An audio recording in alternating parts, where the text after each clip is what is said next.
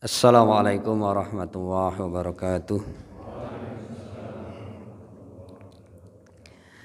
Innal hamdalillah nahmaduhu wa nasta'inuhu wa nastaghfiruh wa na'udzu billahi min shururi anfusina wa min sayyiati a'malina. May yahdihillahu fala mudilla lahu wa may yudlil fala hadiyalah. Asyhadu an la ilaha illallah wahdahu la syarika lah wa asyhadu anna Muhammadan abduhu wa rasuluh. Allahumma shalli wa sallim wa barik ala Muhammad wa ala alihi wa sahbihi wa man tabi'a sunnatahu ila yaumiddin. Wa qala Allah ta'ala a'udzu billahi minasyaitonir rajim wa la tahinu wa la tahzanu wa antumul a'launa in kuntum mu'minin. Iyamsaskum qarhum faqad massal qauma qarhum mithluh wa tilkal ayyamu nudawiluha bainan nas wa liya'lamallahu alladhina amanu wa yattakhidha minkum syuhada. Jamaah Mabit Pemuda Masjid Fatimah Zahra yang dirahmati Allah, puji syukur kita panjatkan kehadirat Allah Subhanahu wa taala. Menjadi kesyukuran besar bagi kita pagi hari ini kita bisa hadir setelah sejak kemarin sore rekan-rekan hadir di Masjid Fatimah Zahra ini dalam keadaan sehat walafiat, meluangkan waktu di hari-hari seperti ini, ya bukan hari-hari seperti ini, di sepanjang tahun bahkan tidak mudah bagi sebagian kita, gitu. Apalagi bagi anak-anak muda. Maka menjadi orang yang terpilih dimudahkan untuk datang ke masjid. Anak muda yang hatinya terpaut ke masjid itu kan menjadi salah satu golongan dari 7 golongan yang akan mendapatkan perlindungan nanti saat tiada satu pun perlindungan. Maka menjadi kesyukuran bagi kita, ditundukkan hati kita, dimudahkan langkah kita, menjadi bagian bagi orang-orang yang mudah terpanggil untuk dalam ketaatan kepada Allah. Jamaah rahimakumullah.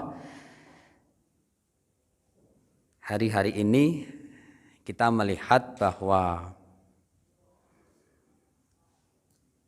kita itu, dunia kita menjadi semakin cepat.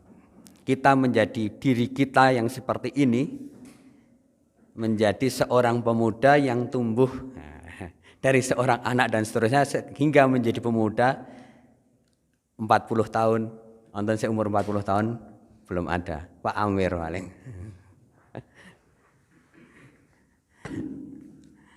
Menjadi pemuda 30 tahun, 20 tahun, menjadi sosok kita seperti ini merupakan akumulasi hasil dari beragam interaksi. Menjadi diri kita yang kemudian panjenengan kon maring masjid gampang, kon ngaji gampang, itu bukan merupakan hasil yang tiba-tiba, tapi adalah hasil dari interaksi sejak kita. Bahkan dalam kandungan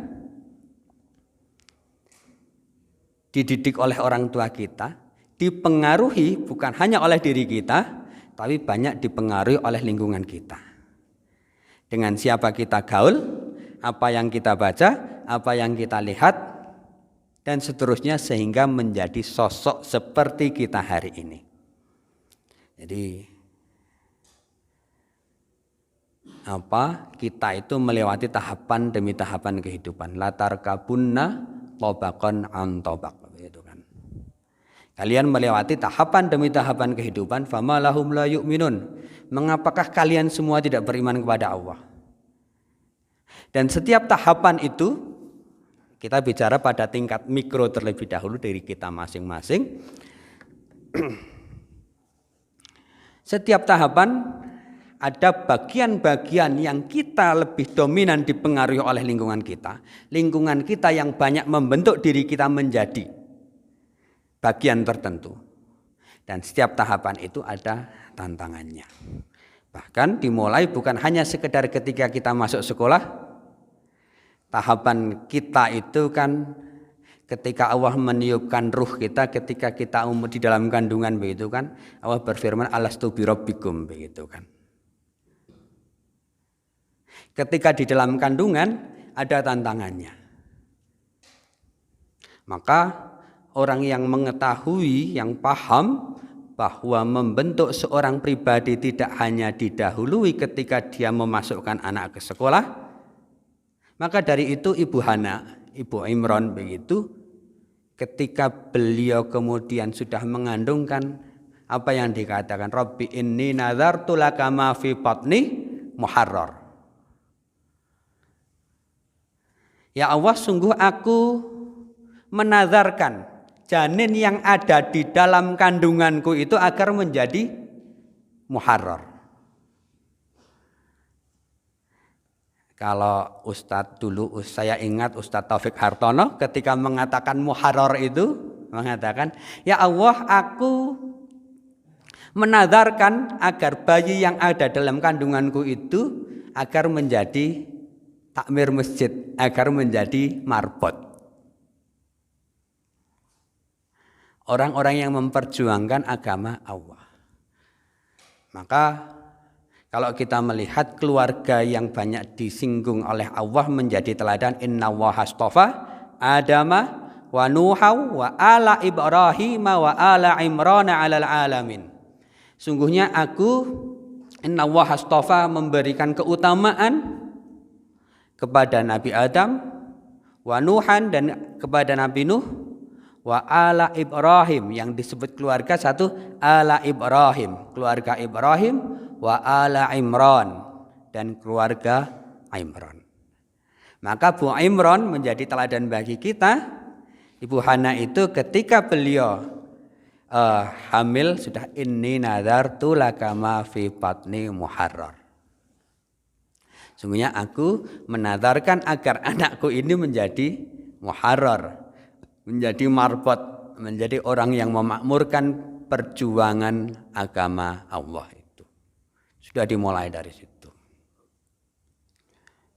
Ini siapa yang mempengaruhi ketika kita ada di janin? Semua janin itu kan sudah alastu qalu bala syahidna. Semua sudah mengatakan qalu bala syahidna. Ya Allah, aku menyaksikan bahwa Engkau adalah Tuhan kami. Semua. Bahkan orang yang paling bengis pun, Kim Jong Un pun itu. Atau siapa sekarang? Semua mengatakan sama. Qalu bala syahidna. Tetapi di dalam kandungan itu mendapatkan perlakuan yang berbeda. Interaksi setiap ibu itu berbeda. Doa setiap keluarga berbeda. Nah, maka dulu ketika istri kita ngandung, yang sudah beristri, sudah semua kayaknya. Kayaknya sudah semua. Yang belum siapa ya? Mas Heri sampun nih Mas. Jadi kita sudah setengah pemuda, agak tua. Maka apa yang menjadi visi kita? Visi anak kita ke depan itu mau seperti apa? Keluarga kita ke depan itu mau seperti apa? Mungkin bagian dari kita, muharrar sudah menjadi bagian, sudah ada dalam angan-angan kita. Tapi dimulai dari kapan? Oleh karena itu orang-orang Yahudi itu sudah menyiapkan ketika anak-anak di dalam kandungan itu, keinginan mereka adalah karena orang Yahudi dipercaya sebagai kaum yang terpilih, menjadi anak-anak yang terpilih kecerdasannya. Itu kan? Bukan hanya ibunya tetapi bapaknya. Interaksi seorang bapak terhadap janin itu sangat berpengaruh. Itu. Jadi dikatakan bahwa kalau orang tuanya itu ketika hamil anaknya itu sudah senang, dia interaksinya yang menjadi olah pikirnya luar biasa. Bapaknya senang matematika misalnya, walaupun bukan guru matematika, dia ngotak adik angka itu, belajar fisika, apa yang dibacanya adalah hal-hal yang mengolah olah pikir dia dioptimalkan, maka akan berpengaruh terhadap kecerdasan anaknya. Itu. Jadi bisa dibuktikan nanti. Maka kemudian orang Yahudi itu mengharamkan rokok misalnya. Karena akan mempengaruhi kecerdasan bahkan sejak dari janin. Tidak boleh Anda masuk ke rumah mereka dengan menghisap, mengeluarkan asap rokok. Harus Anda matikan. Nah, Kula ngerokok ning anake kula cerdas niku, nek jenengan mboten ngerokok anake jenengan akan jadi jenius. Seperti itu. Jadi pamane nang garung butuh itu. Nang dhuwur itu kan karo napa karo nglenteng begitu biasa saja kita. Di dalam rumah kita begitu. Dulu saya juga waktu masih di Kalibeber begitu biasa teresan dan RT-nan dan sebagainya begitu. Kelenteng dengan enak sekali begitu. Rumah kita mau mumbul oleh asap rokok. Aroma terawih begitu Mas Kira itu. Kita menikmati itu.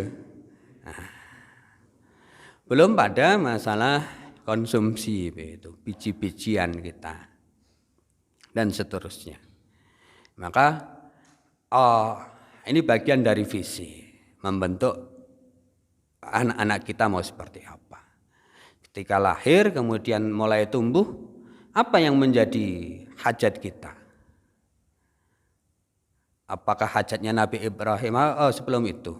Atau seperti Nabi Zakaria atau Rabbi habli min ladunka dzurriyyatan thayyibah innaka sami'ud du'a. Nabi Zakaria sampai usia tua tidak dikarunia putra, maka doa beliau adalah Rabbi habli min ladunka dzurriyyatan thayyibah innaka sami'ud du'a. Begitu.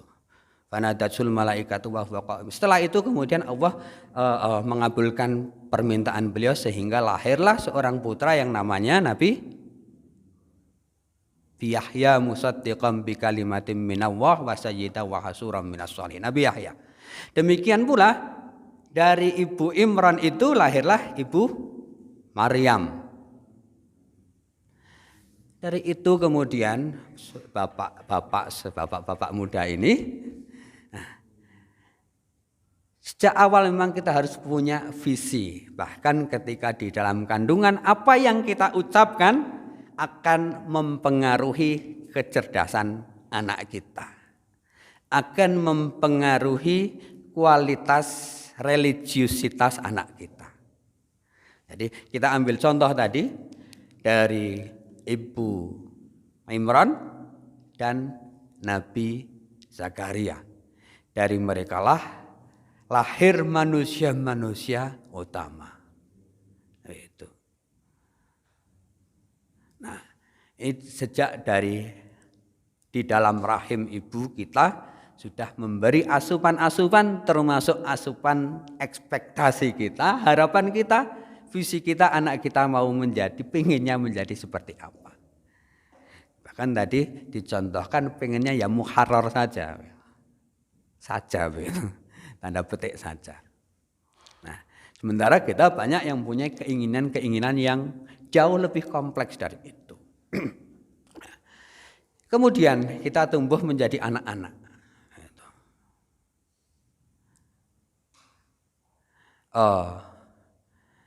Tahapan kita setelah lahir tumbuh menjadi anak, menjadi remaja. Pada tahap itu pun kemudian kita bisa belajar apa yang diajarkan oleh Nabi Ibrahim. Doa-doa beliau kan Rabbi habli minas sholihin fabasyarnahu bi ghulamin halim. Itu kan. Ya Allah, aku limpahkanlah kepada kami anak-anak kami yang soleh. Ini siapa? Ada di tahapan tadi di dalam kandungan sangat dominan adalah lingkungannya. Bukan kita sendiri kemudian sudah menjadi muslim. Tapi muslim kemudian kualitasnya akan berbeda antara satu anak dengan yang lain. Bahkan kemudian ketika lahir yang menjadikan dia muslim atau majusi atau nasrani masih dalam lingkup yang pengaruhi adalah lingkungannya, orang tuanya. Itu kan lahir dari dalam keluarga muslim. Mungkin sebagian besar kita mendapatkan kanugrahan seperti itu sehingga sampai hari ini kita masih menjadi muslim. Siapa yang memilih kita dilahirkan dari keluarga muslim? Niku kuasane pangeran, itu kan kuasane Gusti Allah. Kita tidak bisa menentukan itu. Namun ada juga kemudian teman-teman kita yang lahir tidak dari keluarga muslim, maka menjadikan dia sebagai Nasrani, Majusi dan seterusnya. Yang kemudian sampai akhir hayat dia tetap menganut seperti itu, namun tidak sedikit pula yang mendapatkan hidayah.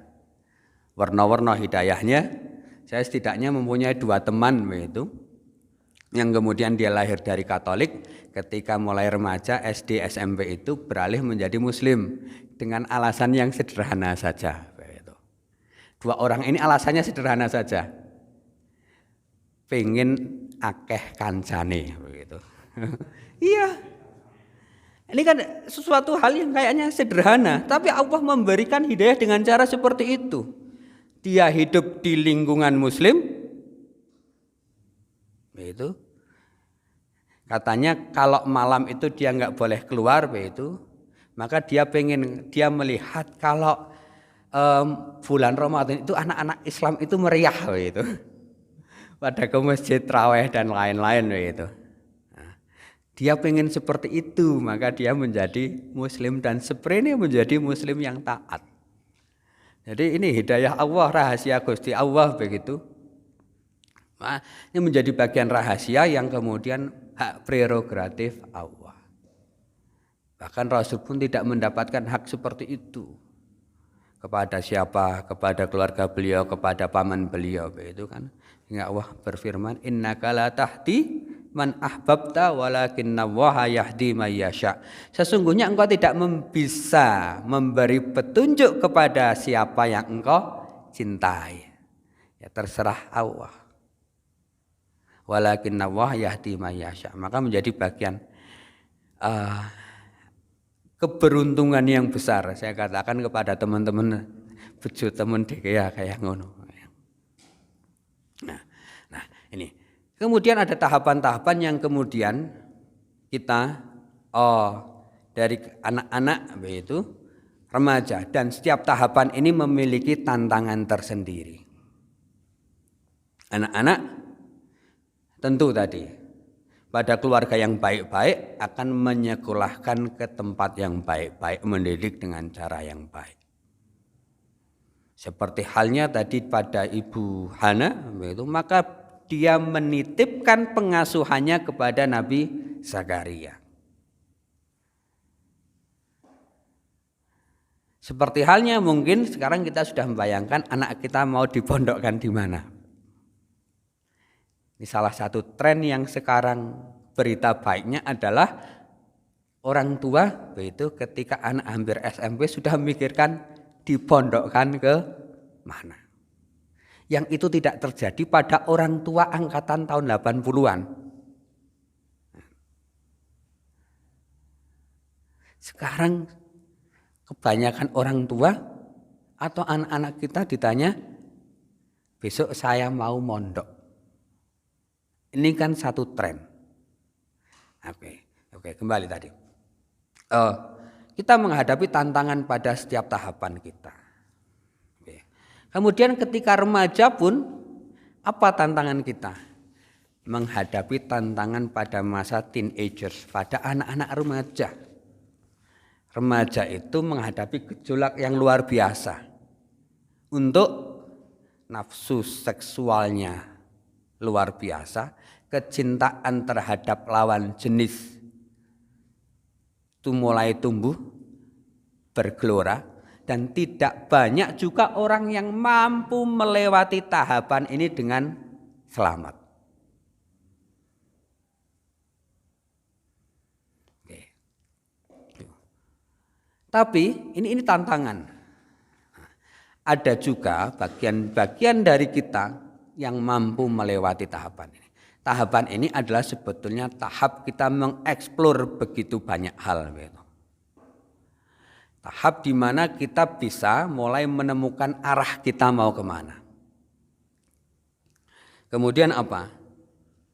Tahap kita mulai mengumpulkan sebanyak mungkin ilmu. Kalau sekarang saya ngapalke begitu, hilang terus. Jadi stok hafalan kita itu adalah stok hafalan ketika kita SMP, SMA, dari SD sampai SMA, mungkin sampai masa kuliah.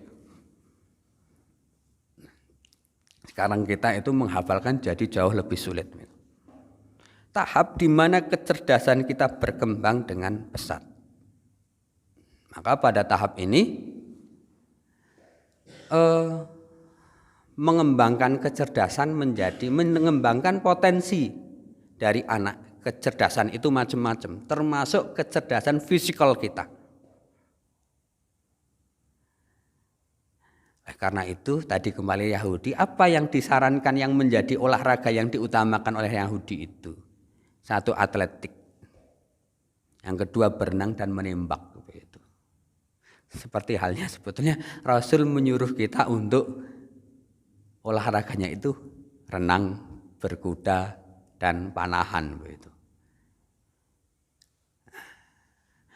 Coba kalau kita lihat orang renang itu kan badannya fit begitu. Dan kebetulan saya sampai sekarang nggak bisa renang begitu. Itu nggak nyunah begitu. Kita kayak gitu begitu.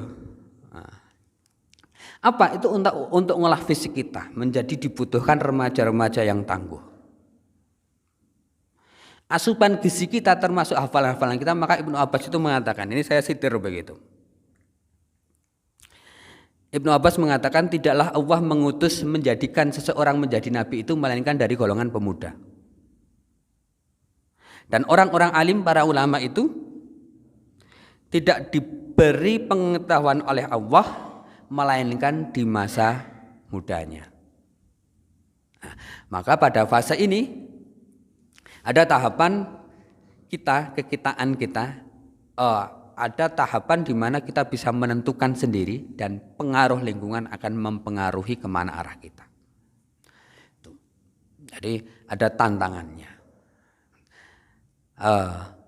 Jadi hari ini kok saya kayak ngene bae, kancane nyong wis luar biasa begitu majunya.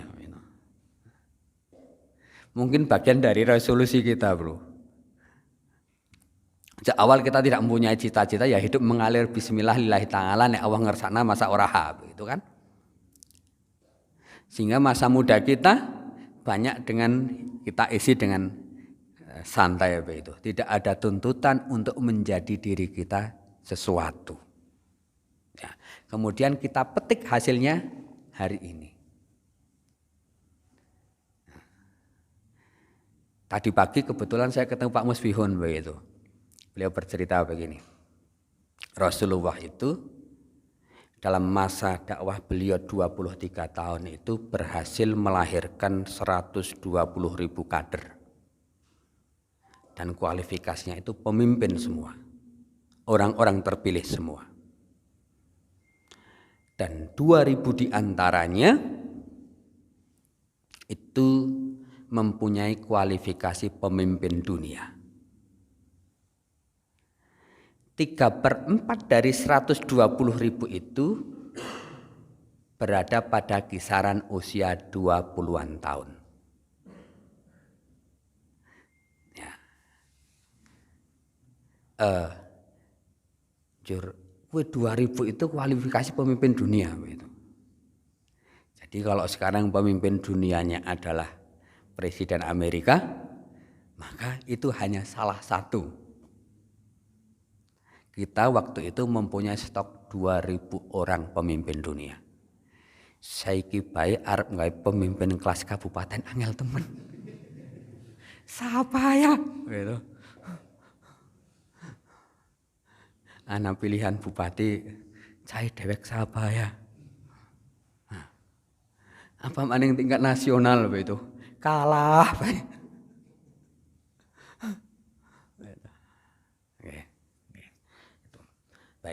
Kemudian yang kedua, pada tahapan kehidupan kita masing-masing seperti itu. Ada tahapan-tahapan kita sekarang melewati kemudian tahap kehidupan di dunia. Kaifa takfuruna billahi wa kuntum amwatan fa ahyakum. Kita ada tahap ini. Maka kemudian setelah ini tsumma yumitukum. Tsumma yuhyikum. Kemudian nanti kita dihidupkan kembali, tsumma ilaihi turja'un. Kita akan menghadapi kehidupan ini.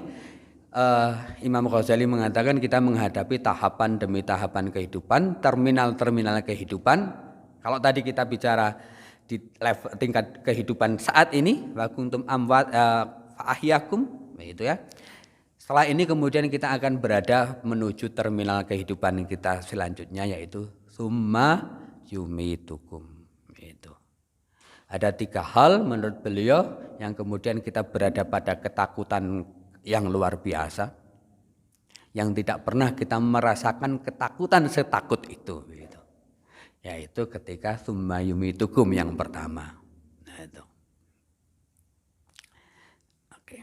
Dan kita akan berada pada itu, pada tahapan itu. Tantangannya kita adalah berada pada tangan kita sendiri, bekal apa yang kita bawa. Saudara-saudara, pada tahap yang lebih makro, yang lebih luas, maka saya katakan tadi kita menghadapi kehidupan saat ini, tantangannya adalah kehidupan menjadi berjalan lebih cepat. Peradaban kita berkembang menjadi jauh lebih cepat, bahkan dibandingkan dengan 20 tahun lalu. Dan ini mengalami percepatan. Kalau dulu kecepatannya perubahan misalnya 5 km per jam, semakin ke sana menjadi 6 km, menjadi 10 km, menjadi 20 km. Seringkali kita belum bisa mencerna apa ini sebenarnya yang terjadi, perubahan berikutnya sudah menimpa kita. Ini yang disebut sebagai disrupsi. Hal-hal yang baru kita bayangkan atau tidak pernah kita bayangkan, ternyata sudah ada di hadapan kita saat ini. Jadi, apa banyak hal yang, bahkan hal yang kita hari ini pun akan segera menjadi kemarin. Menjadi bagian dari catatan perjalanan hidup kita, apa kontribusi kita. Dulu saya ingat lagu Nasidaria tentang tahun 2000, kelingan nggih? Nggih. Iya, itu. Tahun 2000, tahun harapan yang penuh tantangan. Itu sudah 1/4 abad yang lalu. Tiba-tiba sudah 1/4 abad. Dan lagu itu tahun 80-an, sudah lebih dari 1/4 abad. Tiba-tiba umur kita sudah bertambah 1/4 abad. Jadi tahun 2000 itu Nasidaria di tahun 80-an sudah membayangkan tahun 2000 itu semua serba mesin, dijalankan oleh mesin. Gitu. Sawah ladang menyempit. Gitu.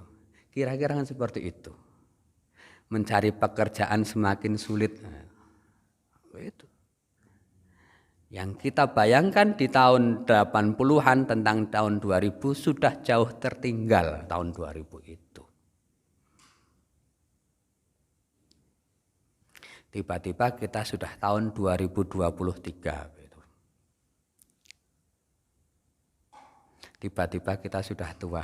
Saya duduk tempo sudah langsung semutan. Sudah begitu. Fisik kita menjadi semakin lemah, rambut kita semakin menipis dan seterusnya. Mas Aflas itu rambut putihnya sudah banyak sekali.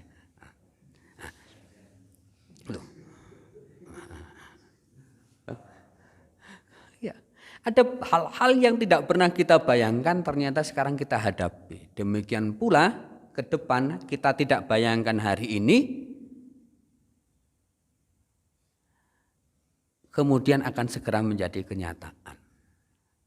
Dunia bergerak semakin cepat seperti itu. Ini adalah bagian dari bergulirnya peradaban. Ibnu Khaldun mengatakan peradaban itu tipenya adalah siklis, akan bergulir. Dulu tradisional masyarakat, sebelum masyarakat petani itu kan food gathering begitu, ngumpulkan. Kemudian menjadi masyarakat pertanian, menjadi masyarakat modern, menjadi postmodern, suatu saat akan kembali menjadi masyarakat tradisional. Demikian pula kekuasaan. Tadi ketika Rasul begitu kalah dalam perang Uhud begitu kan, kemudian watilkal ayyamu nudawiluha bainan nas. Pada hari itu kami pergilirkan kemenangan itu di antara manusia. Demikian pula kekuasaan. Sekarang penguasa peradaban itu kan barat. Nah, sistem keuangannya sistem keuangan barat. begitu. Ada Bretton Woods Conference begitu tahun 1945. Jadi sistem keuangan yang kita amalkan sekarang ini belum berusia 1 abad gitu. Ada IMF, ada WTO menggunakan mata uang dolar dan seterusnya. Belum berusia 1 abad. Tahun 45 di kota kecil namanya Bretton Woods begitu. Para pemenang Piala Dunia Perang Dunia waktu itu. Dulu mereka tidak berkuasa kan, akan digilirkan. Kita pernah melihat Yunani Romawi berada pada puncak peradaban dunia. Pernah kemudian Islam menguasai peradaban dunia. Kemudian selesai dengan runtuhnya Khilafah Utsmani 1924. Kemudian Barat yang menguasai dunia. Bahkan di Tengare jauh sebelum itu penguasanya adalah dari timur. Cirinya apa? Itu ada misalnya gini. Eskimo itu kan ada di Amerika di utara ya, Eropa Utara, sana Amerika Utara. Orangnya sipit-sipit begitu. Yang menandakan ciri fisiknya itu adalah orang timur. Berarti pada masa dulu saking berkuasanya timur kemudian mereka menyebar ke seluruh penjuru dunia. Seperti halnya saking berkuasanya Amerika, mereka menyebarkan pengaruhnya ke seluruh dunia. Ada orang Amerika, ada pangkalan militer Amerika ke seluruh dunia. Nah, maka dulu pun seperti itu. Menyisakan peninggalan-peninggalan orang-orang keturunan mereka sampai ke pelosok utara bumi. Nah, ini akan terus digulirkan. Peradaban yang kita saksikan yaitu saat ini, kenapa sistem keuangannya adalah sistem keuangan seperti itu, sistem keuangan Barat misalnya. Ini bagian dari peradaban kita. Masyarakat kita berubah. Dulu kita hal-hal baik, hal-hal yang kemudian kita rasakan sekarang, kita alami, kita menjadi pelakunya adalah menjadi masyarakat yang semakin modern. Ditandai dengan Ternyata salah satu ciri masyarakat modern adalah menghargai efektivitas. Maka manusia-manusia yang diciptakan adalah manusia-manusia yang efektif. Menghargai waktu dan seringkali kaku. Itu. Mengapa kemudian mereka menguasai? Tentu lewat proses panjang. Dikatakan bahwa peradaban itu lahir dari konfrontasi ide-ide. Lalu kalau kemudian sekarang kita berada dalam suatu masyarakat yang contoh-contoh kecilnya saja, misalnya, kita sangat familiar dan tidak dipermasalahkan ketika menggunakan istilah-istilah Barat. Itu. Kita katakan bro, sis, begitu. Ada orang mempermasalahkan kan, hal yang biasa begitu. Tapi ketika mengatakan akhi, wah kadrun begitu, menjadi barang yang langka, menjadi barang yang asing begitu. Nah, itu bro, sis begitu kayaknya keren begitu kan.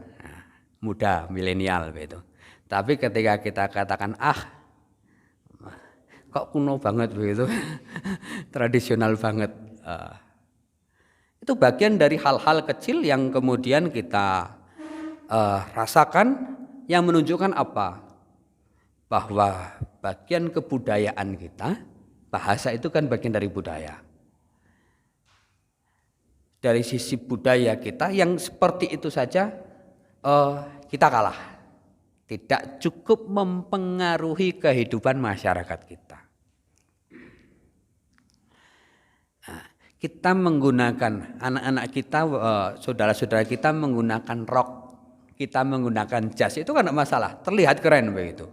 Nah, tapi menggunakan jilbab begitu, menggunakan hal-hal yang budaya Arab misalnya, menjadi bagian dari budaya kadrun dan seterusnya.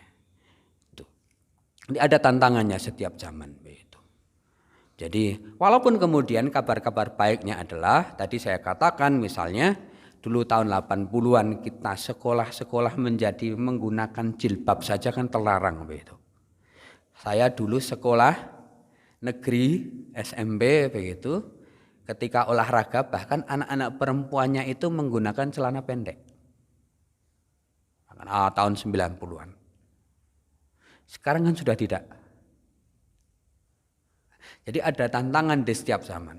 Tahun 80-an, tahun 90-an begitu. Saya ingat betul dulu polemik tentang jilbab begitu. Nurholis Majid misalnya, Gus Dur misalnya, kemudian termasuk golongan kelompok-kelompok yang lain saling masih sangat memperdebatkan panjang tentang masalah jilbab. Bahkan sekolah begitu, mana ada anak sekolah berani menggunakan jilbab. Sekarang kemudian hal baiknya hal-hal seperti itu tampaknya sudah relatif clear begitu. Walaupun masih ada riak-riak 1-2 mempermasalahkan. Hal baiknya juga tadi saya katakan kita belajar agama, anak kita, pondok-pondok kita mulai banyak. Yang hal itu dulu pondok kita masih anggap sebagai hal-hal yang terbelakang. Bahkan orang-orang elit, orang-orang kaya pun kelas menengah sudah mencari pendidikan berbasis agama.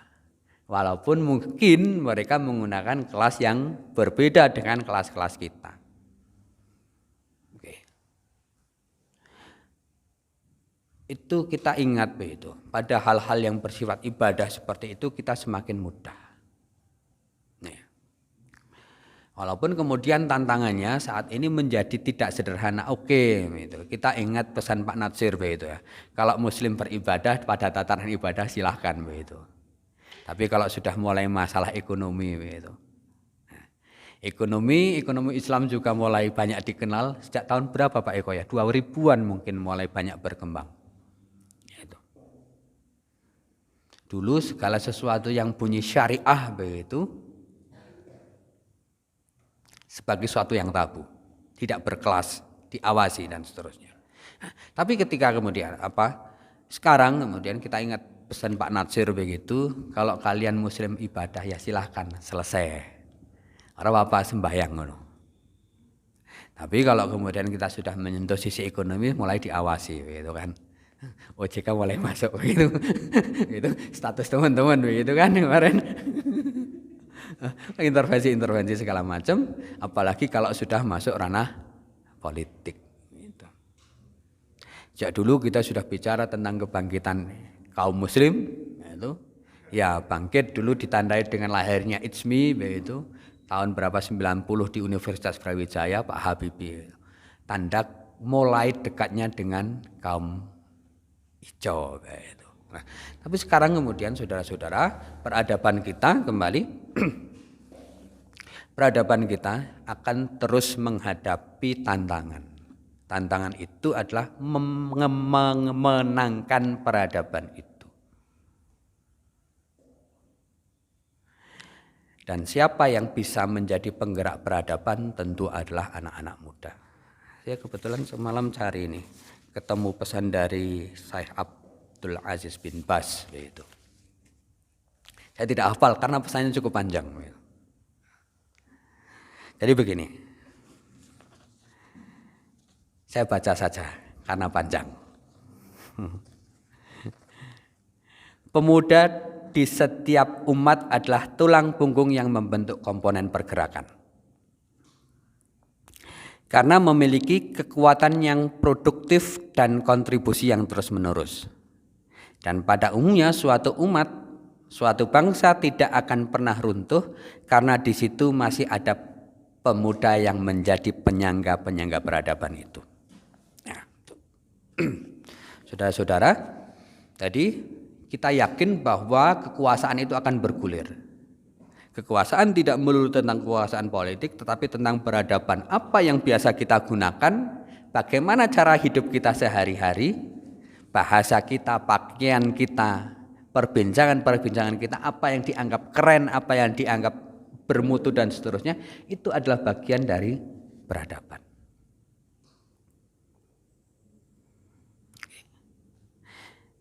Jadi budaya kita sehari-hari tadi saya kasih contoh kan, brosis dan seterusnya, oke, itu dan sebagainya, itu bagian dari peradaban dan itu prosesnya adalah proses perjuangan. Memperjuangkan peradaban dimulai dari apa? Satu, konfrontasi ide-ide.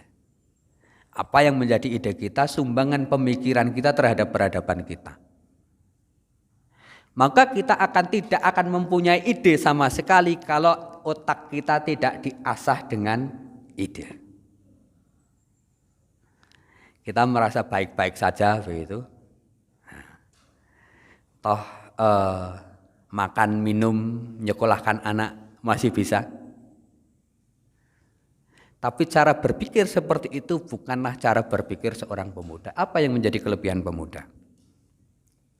Satu, kecerdasannya. Tadi seperti pesan Ibnu Abbas. Yang kedua adalah idealismenya. Jadi kalau saya bercerita tentang pemuda adalah cerita zaman lalu. Kalau bapak-bapak kita ceritanya adalah zaman dahulu, maka pemuda semestinya adalah bercerita tentang cita-cita, tentang ketidakidealan masa kini. Kecerdasannya diantaranya adalah melahirkan sikap kritis. Oh ya, Muhammadiyah sekayang gini. Tapi anak-anak muda akan selalu menemukan sisi kekurangannya, kemudian dia membangun ide untuk menambal kekurangan itu.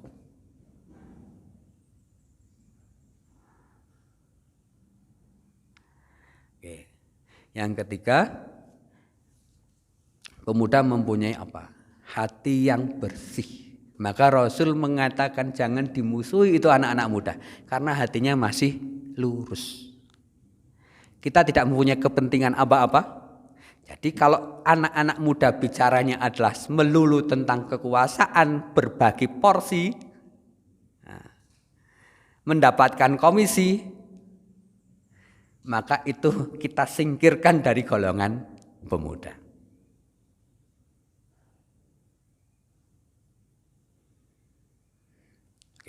Oleh karena itu, dengan 3 modal ini, memang kemudian masih terkesan gerusa-gerusu.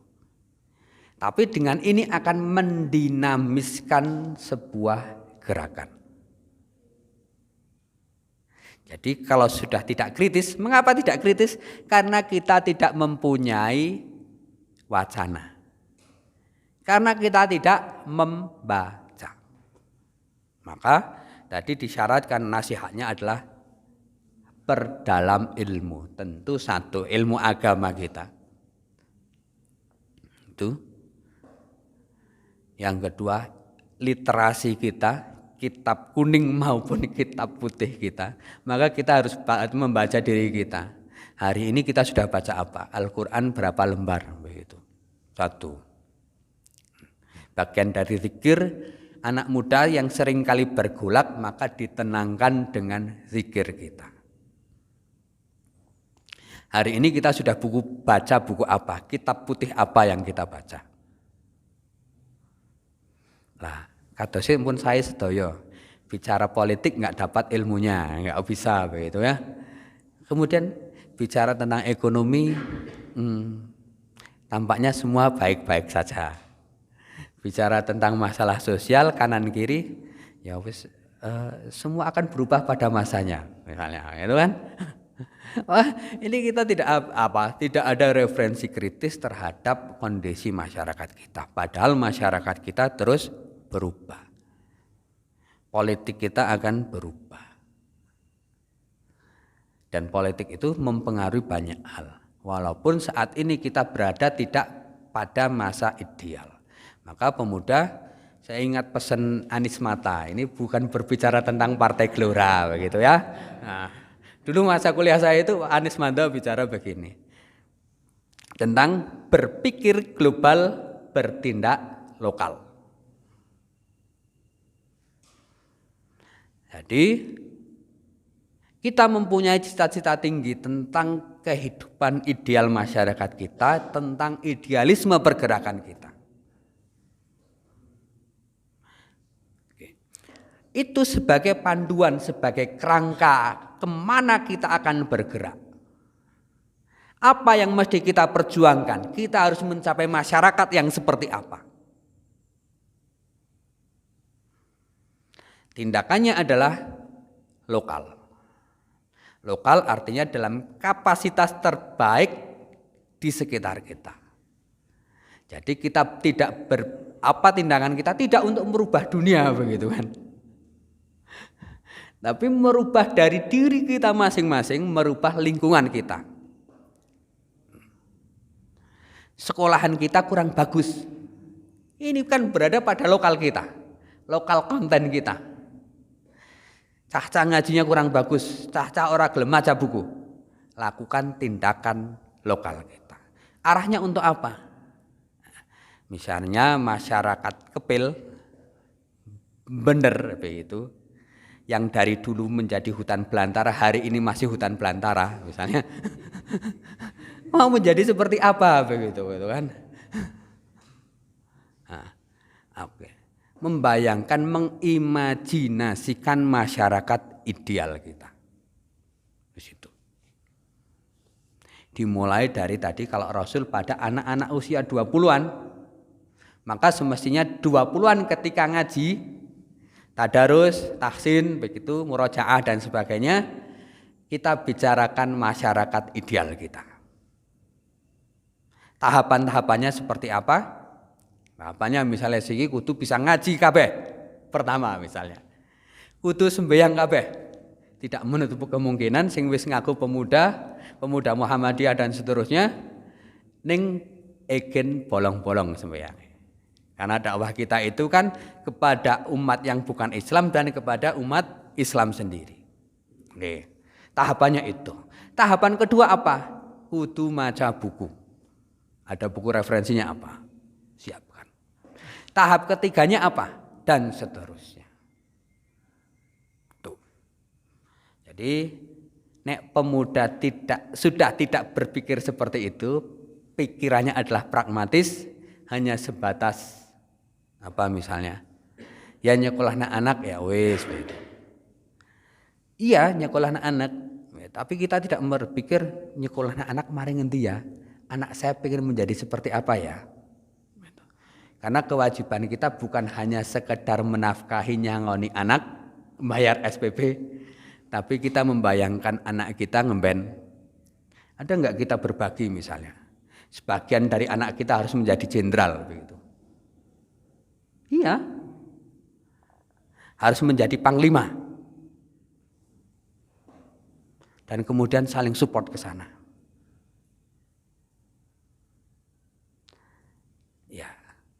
Iya, mondok gitu.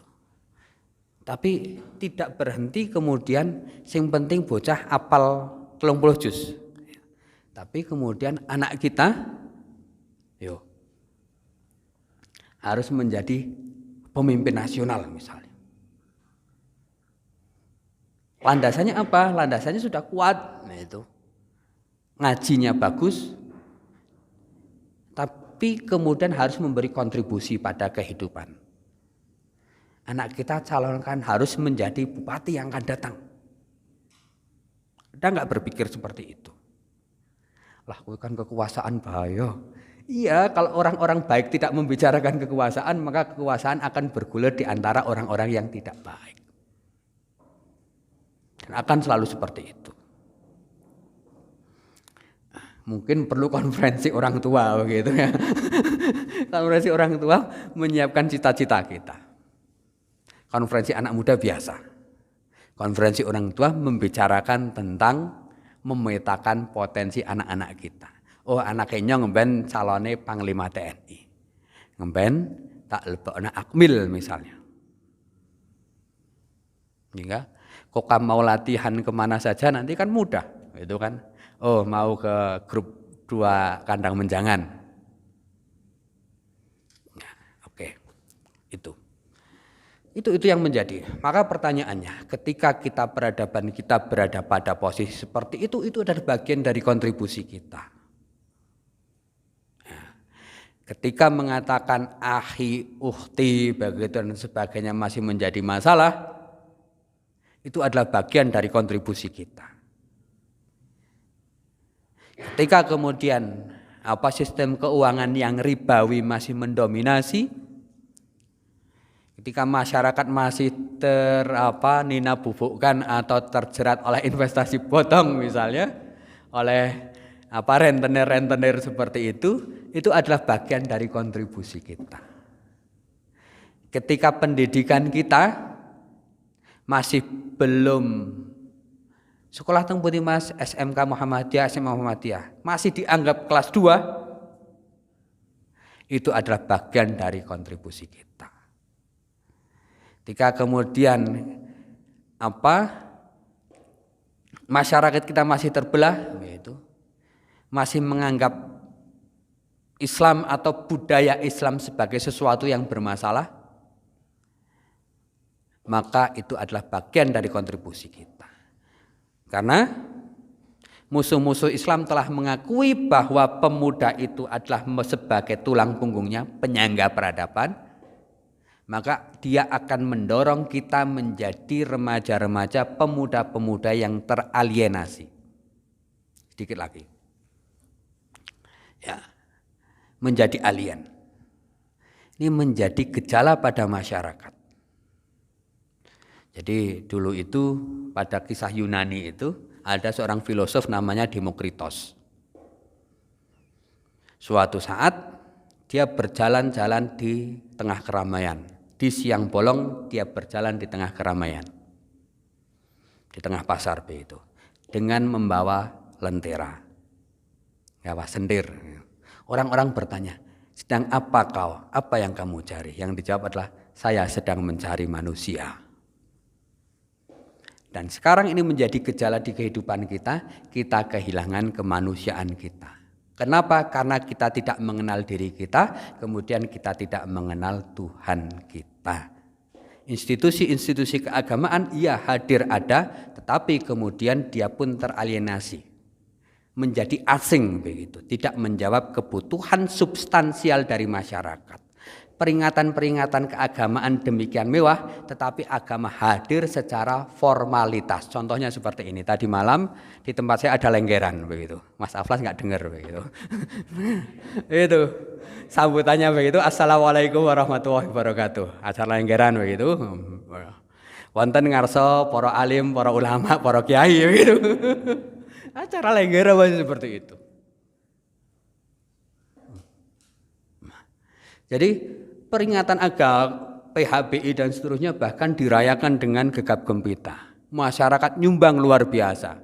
Orang yang tidak biasa ngaji, tidak biasa datang berinteraksi dengan agama, hadir dengan topi, dengan kopiah, koko dan seterusnya, dengan sukarela. Saking senangnya orang ngaji disawer begitu. Ini kan gejala aneh.